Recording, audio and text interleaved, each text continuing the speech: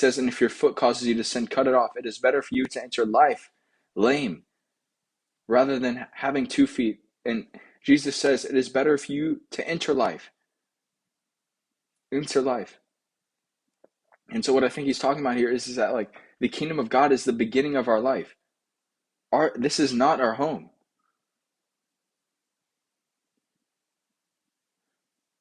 Where the worm does not die and the fire is not quenched. And if your eye causes you to sin, pluck it out. If it is better for you to enter the kingdom of God with one eye, rather than having 2 eyes to be cast into the hell, where their worm does not die and the fire is not quenched. So he repeats this 3 times.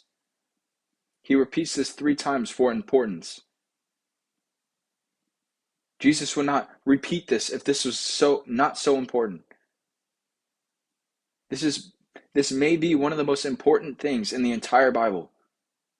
Jesus is warning us. He's telling us, you don't want to go to this place. The fire is not quenched. The worm does not die.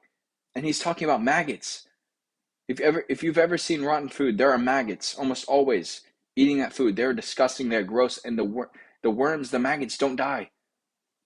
They eat you. They eat your flesh. See, everything that you think is so great in this life that keeps you away from God is actually stuff that God has given you. God gives you breath. Do you understand that you won't even be able to breathe in hell? It says that you will want to escape death, but death will elude you. God gives you breath. You're going to be like this in hell. This is exactly how you're going to breathe. It's not going to be a party. It's not going to be a party. You're not going to even have light. It says that hell is going to be cast into outer darkness. You won't even be able to see your face or your hand in front of your face. It is the exact opposite of what God is. So the light that you have, the people that you are with, God gives us rest. It says that you won't even have rest in hell. You won't even be able to sleep in hell. You're going to be awake for eternity.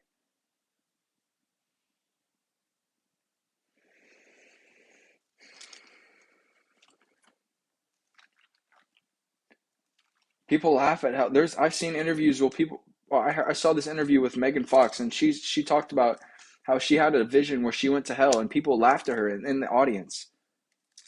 People laugh at the thought of hell. And there's no way out of it. It says in Revelation 20:11-14, it says, "Then I saw a great white throne and him who sat on it, and that is God, whose face the earth and the heaven fled away, and there was no place found for them. And I saw the dead, small and great, standing before God, and books were open. And another book was opened, which is the book of life. And the dead were judged according to their works."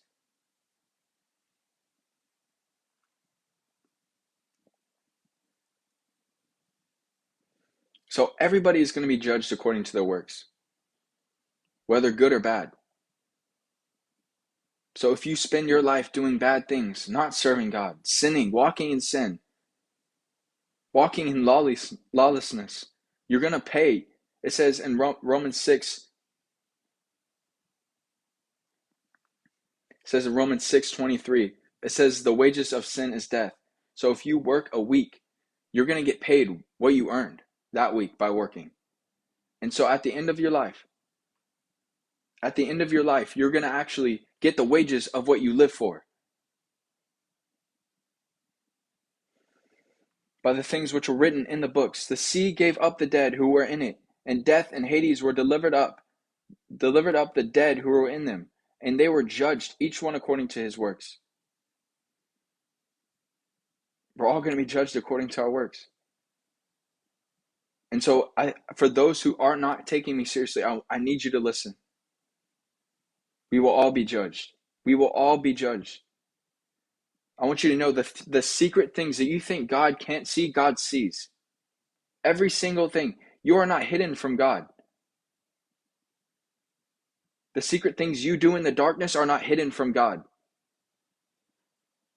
The open things that you know are sin are not hidden from God. Then death and Hades were, so And I want you to know this. Hell is on